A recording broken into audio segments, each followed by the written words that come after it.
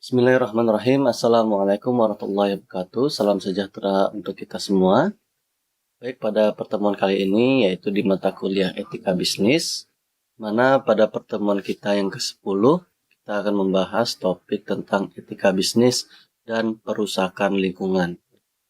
Mana tujuan pembelajaran kita yaitu untuk mengetahui apa definisi resiko lingkungan, kemudian untuk mengetahui apa saja pengaruh resiko lingkungan terhadap perusahaan, dan yang terakhir untuk mengetahui bagaimana solusi dalam menyelesaikan masalah resiko perusahaan lingkungan.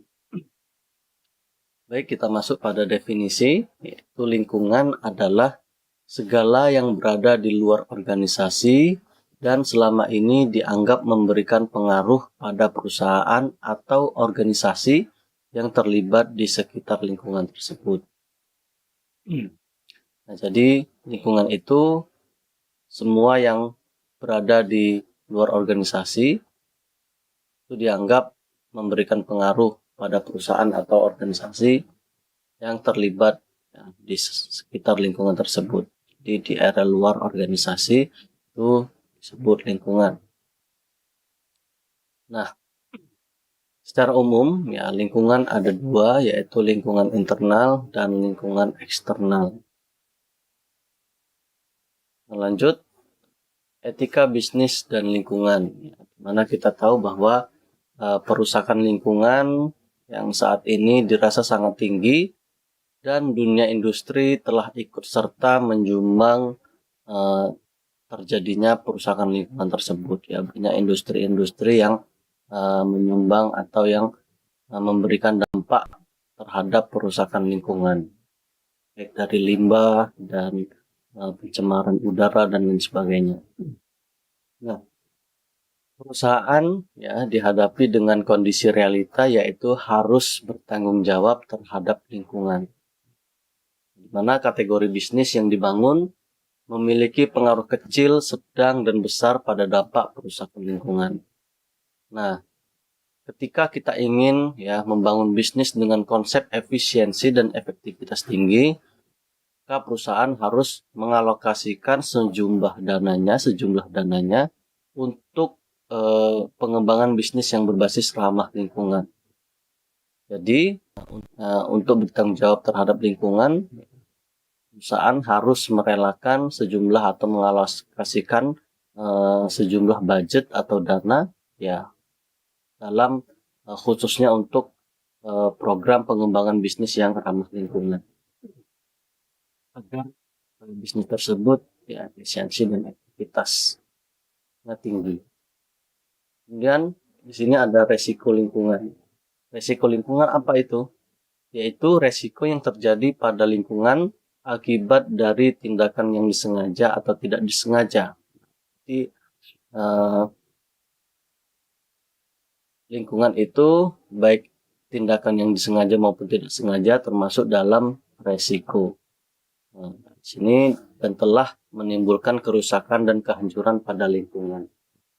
Jadi tidak ada kata tidak sengaja, baik sengaja atau tidak sengaja, yang penting ketika menimbulkan kerusakan dan kehancuran pada lingkungan, maka hal itu disebut resiko yang diakibatkan dari perbuatan tersebut, sengaja maupun tidak. Nah, selanjutnya dampak penghancuran lingkungan yang disengaja yaitu terjadi akibat ekspansi suatu perusahaan. Nah, ekspansi tersebut seperti eksplorasi tambang yang dapat menimbulkan kerugian pada lingkungan. Kerugian tersebut dapat diukur dalam bentuk finansial ataupun non-finansial. Jelas ini disengaja ya mengeksplorasi tambang ya, gali tambang, dan jelas itu akan merugikan lingkungan. Kemudian ya, selanjutnya penghancuran pada lingkungan tanpa disengaja. Nah, ini contoh dari yang tidak disengaja, yaitu yang bersifat di luar dari perkiraan. Nah, seperti timbulnya perusakan moral masyarakat setempat maupun pelanggaran budaya. Nah, ini yang tidak disengaja, Ini disifat dari perkiraan dari luar, yang di luar perkiraan. Selanjutnya, pengaruh resiko lingkungan terhadap perusahaan. Apa saja pengaruh resiko lingkungan terhadap perusahaan ini? Di sini yang pertama, pihak manajemen perusahaan akan menghadapi sanksi hukum karena telah melakukan perusakan lingkungan sekitar. Jadi pengaruhnya yaitu akan ada sanksi hukum karena perusakan lingkungan. Nah, dengan begitu, pihak manajemen perusahaan harus membayar biaya pengacara dan menyiapkan bahan-bahan pendukung selama proses hukum tersebut berlangsung, termasuk berbagai aktivitas bisnis yang berhubungan dengan kasus tersebut akan mengalami kendala pengerjaan. Itu pengaruhnya. Ketika merusak lingkungan, ya akan mendapat sanksi hukum, kemudian tambah biaya karena harus membayar pengacara dan lain sebagainya, dan termasuk program atau aktivitas itu akan terhambat karena terjerat kasus. Nah, kemudian yang kedua, ya pengaruhnya, pihak manajemen perusahaan harus menghadapi tekanan dari para NGO, yaitu non-government organization, baik yang berasal dari dalam maupun internasional. Jadi pihak manajemen akan berhadapan dengan NGO karena NGO ini bahwa NGO ini peduli dengan lingkungannya, sehingga mereka harus apa ya istilahnya itu, harus bertindak ya, dan memberikan mungkin bisa saja memberikan pelaporan ya, karena perusahaan tersebut misalnya mengakibatkan kerusakan lingkungan, pencemaran udara dan lain sebagainya, yang mengakibatkan masyarakat sakit ataupun masyarakat berdampak pada kesehatannya. Ini NGO yang melakukan hal tersebut untuk menangani tidak terjadinya hal-hal buruk yang terjadi di masyarakat. Nah, kemudian yang keempat, pengaruhnya yaitu para mitra bisnis yang selama ini begitu dekat dan mendukung perusahaan akan mengambil tindakan prudent, yaitu hati-hati, terutama mengantisipasi jangan sampai perusahaannya juga ikut terlibat dalam risiko lingkungan yang telah ditimbulkan tersebut. Jadi para mitra kan berhati-hati pada kita ketika kita itu ada risiko lingkungan yang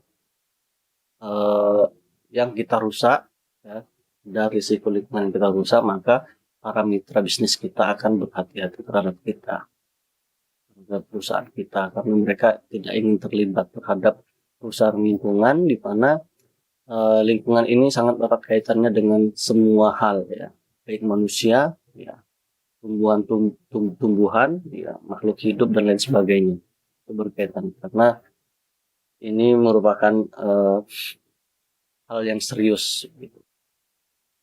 Dengan tidak hanya di era sekarang ketika rusak, tapi juga selanjutnya, untuk ke generasi selanjutnya, maka akan berdampak juga. Kemudian yang terakhir, yaitu pihak manajemen perusahaan harus siap menghadapi sikap protes dari masyarakat sekitar yang selama ini telah dirugikan. Jadi resikonya, ya pengaruhnya itu akan ada protes-protes ataupun demonstrasi dari masyarakat ketika mereka mengalami dampak dari perusahaan lingkungan yang diakibatkan oleh perusahaan tersebut. Ini adalah pengaruh resiko lingkungan terhadap perusahaan.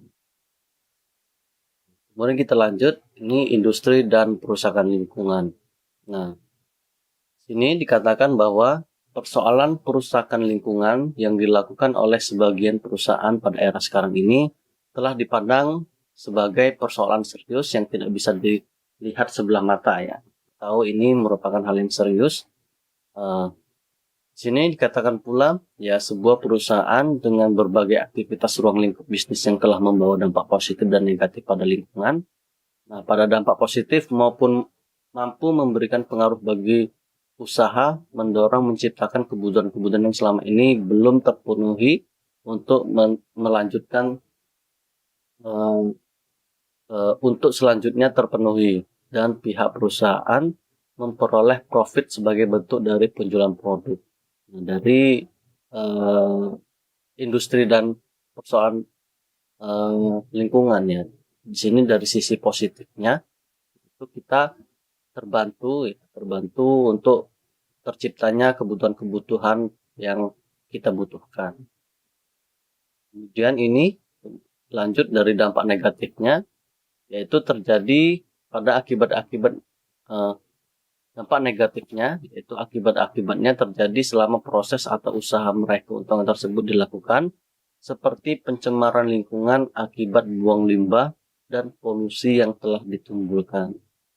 Ini dikatakan bahwa ya perusahaan itu dalam berbagai aktivitas lingkup bisnisnya akan berdampak positif maupun negatif, tentunya pada lingkungan kita.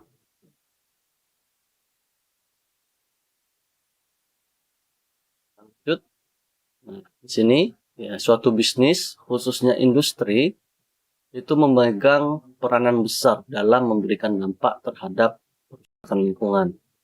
Di sini ada beberapa jenis sektor industri yang dianggap dominan dalam memberikan pengaruh pada kerusakan lingkungan.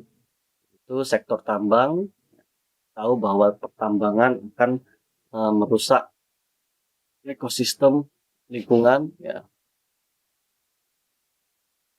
Kemudian sektor pabrik, kita tahu pabrik ya, manufaktur itu yang kita kenal biasa baunya, bukan bau ya, polusi udaranya karena mereka membuang asap itu.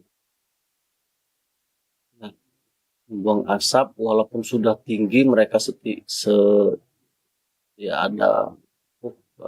ada standarnya ya, standar untuk membuang asapnya, tapi karena dibawa oleh udara mungkin juga bisa sampai ke ciuman kita ya, kita rasakan di beberapa daerah itu kerasa baunya ya, bau juga dan sebagainya. Ini bisa saja nanti berdampak buruk bagi kesehatan kita. Kemudian sektor minyak dan gas oil, kemudian sektor perhotelan dan real estate. Nah, ini 4 industri yang mendominasi dalam pengaruh kerusakan lingkungan. Nah, selanjutnya ini solusi dalam menyelesaikan masalah resiko kerusakan lingkungan. Sini ada 6 saja. Itu yang pertama, perusahaan menganggarkan sejumlah dana untuk dialokasikan guna menyelesaikan berbagai masalah-masalah yang berhubungan dengan risiko lingkungan. Jadi ada anggaran yang sudah dianggarkan, ataupun dana yang dianggarkan untuk permasalahan-permasalahan lingkungan. Yang kedua, menerapkan konsep pembangunan yang berkeseimbangan dengan alam serta turun mengembangkan alam atau eco-development. Nah, ini sebagaimana dikemukakan oleh Emil Salim bahwa maka segala perkembangan sains, ilmu, teknologi yang menunjang pembangunan dikuasai oleh semangat dan keperluan menumbuhkan proses eco-development. Jadi harus ada keseimbangan antara alam dan pembangunan. Jadi harus mengembangkan bahwa bisnis itu berkelanjutan, tidak merusak alam, dan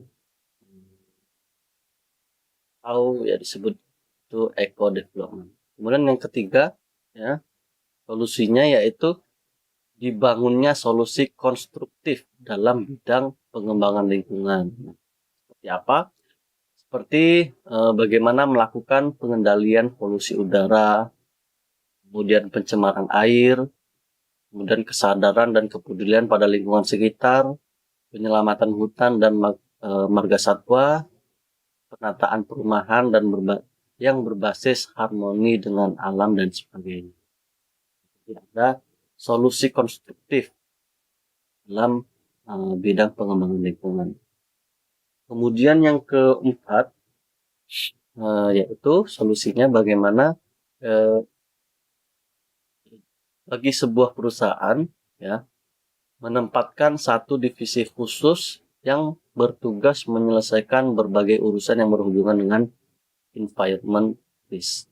Jadi ada divisi khusus ya, yang ditempatkan untuk menyelesaikan masalah-masalah kerusakan lingkungan misalnya. Nah, khusus divisi ini. Kemudian yang kelima, pihak lembaga terkait memberikan penghargaan dalam bidang lingkungan. Pemberian reward lingkungan dapat dijadikan sebagai salah satu acuan untuk melihat bagaimana prestasi perusahaan dalam turut menjaga lingkungan. Nah, juga ada reward ya mungkin ataupun penghargaan yang diberikan bagi lembaga-lembaga ataupun perusahaan-perusahaan yang memiliki eco development ataupun memiliki sistem bisnis yang berkelanjutan yang berbasis ramah lingkungan untuk memacu atau memicu atau mendorong semangat pada perusahaan-perusahaan untuk turut menjaga lingkungan dan menggunakan atau mengembangkan bisnis yang ramah lingkungan. Dan yang terakhir solusinya yaitu menentukan dengan jelas dan tegas pada setiap perusahaan yang ingin ikut tender penggarapan proyek harus memiliki sertifikat ISO ya bidang lingkungan dan berbagai persyaratan lain yang berhubungan dengan lingkungan. Ini tujuannya agar proyek-proyek yang dilaksanakan atau yang dikerjakan itu sudah terjamin ya bahwa ia juga tidak hanya menggarap proyek yang harus selesai tapi melihat dampak dari lingkungan tersebut. Di proyek-proyek itu harus memiliki sertifikat ISO ya, di bidang lingkungan agar proyek yang dikerjakan atau bangunan yang dikerjakan atau sesuatu proyek yang dikerjakan itu juga melihat sisi dari perusahaan lingkungannya, bagaimana mereka tidak merusak lingkungan, dan bagaimana mereka memproyeksikan proyeknya tidak merusak lingkungan menggunakan yang ramah lingkungan. Baik, itu 6 resiko untuk 6 resiko dalam kerusakan lingkungan. Baik, terima kasih. Ya. Semoga bermanfaat. Jika ada pertanyaan ataupun yang perlu didiskusikan, silahkan teman-teman manfaatkan forum diskusi yang telah disediakan. Sekali lagi terima kasih dan semoga bermanfaat. Saya akhiri. Assalamualaikum warahmatullahi wabarakatuh.